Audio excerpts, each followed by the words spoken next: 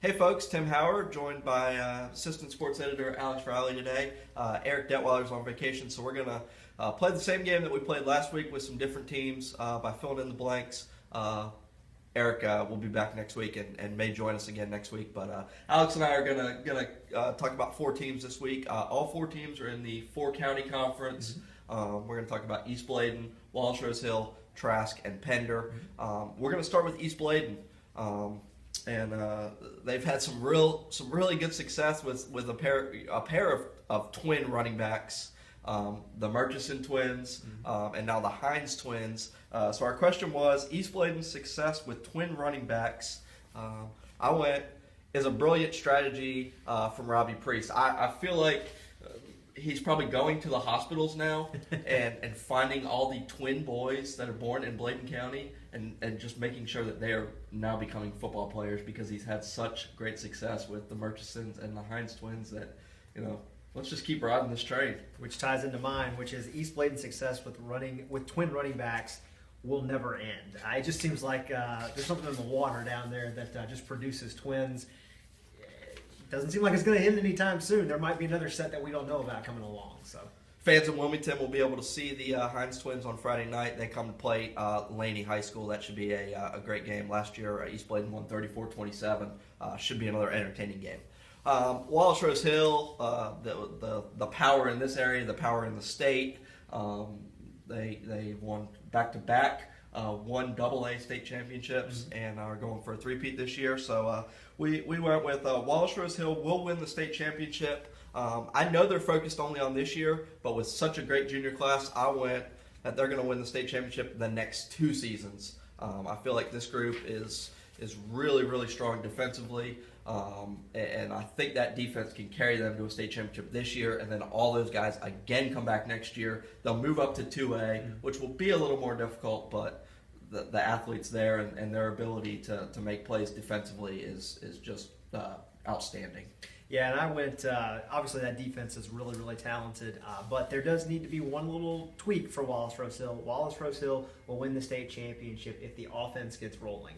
That's been their kind of calling card for the last couple of years with Johnny Glaspie and Keyshawn Kennedy and Jonte Wilson and Alex Hussein, all those great guys that were in that backfield that could really run the ball really well. I don't feel like they're as fluent on offense this year. I feel like they've got that great defense going, which has carried them, but they're going to need to put some bigger points on the board as things go along to be able to win the state championship, I feel like. Wallace Rose Hill, 4-0 off this week.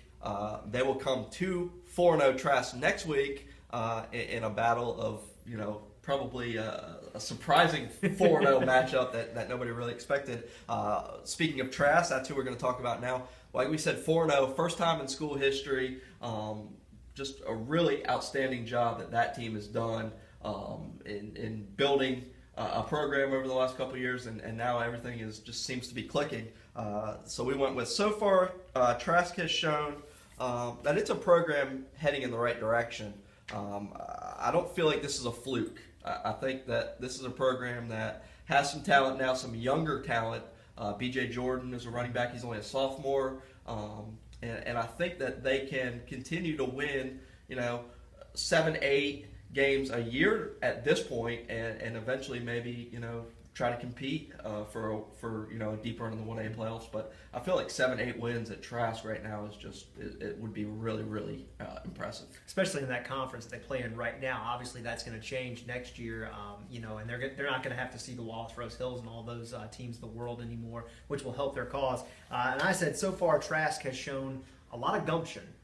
They've played really, really well, beating Topsail, and just they just look good. They look good on offense and defense as long as they can stay healthy. I'm not sitting here saying they're going to compete or beat or anything like that, Wallace Rose Hill or Clinton or East Bladen. But, all you got to do is win a couple games in that conference and get into the playoffs. And I think a 7-8 win season is very well within their reach.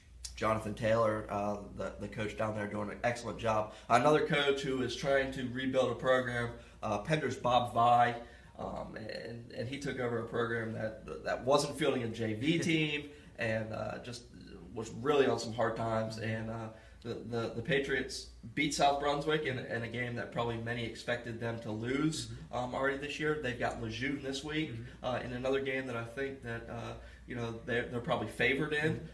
So we're going to say Pender coach Bob Vi. I said he is succeeding in his rebuilding project. He knew when he took over this job that it was going to be a 4 or 5, maybe even a little bit longer project.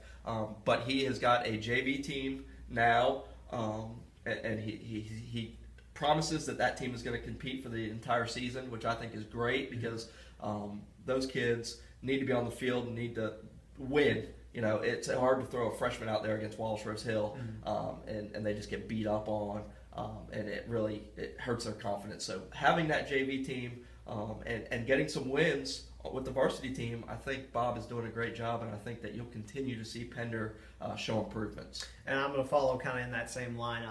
Pender coach Bob Vi is doing things the right way. To echo what you said about the JV thing, I mean, they've got a kid right now who, if you go out to practice, you go out to a JV game, and you see him throw the football, he throws the football as well as anybody in this area. I mean, it is a beautiful spiral. And to most people standing on the sideline, sitting in the stands, they would say, well, why don't you bring that kid on up to varsity? He can obviously throw it, as well as anybody else. Well, you don't want to throw a freshman kid out there and get his confidence rattled. You want to give him the chance to build that. I mean, you have guys like Johnny Glaspie and Keyshawn Kennedy didn't even play when they were freshmen, and they're both Division I football players. So, for him, it's all about that process. It's all about, recruiting more kids from within the school, getting more kids involved with the program, and giving this program a chance to build. And it's going to take some time. I think that South Brunswick win is kind of a feather in the cap right now. It shows that they're doing things the right way and that they've got a chance to do more. But it's going to take some time. But, yeah, I think Coach Vi is really doing a great job over there.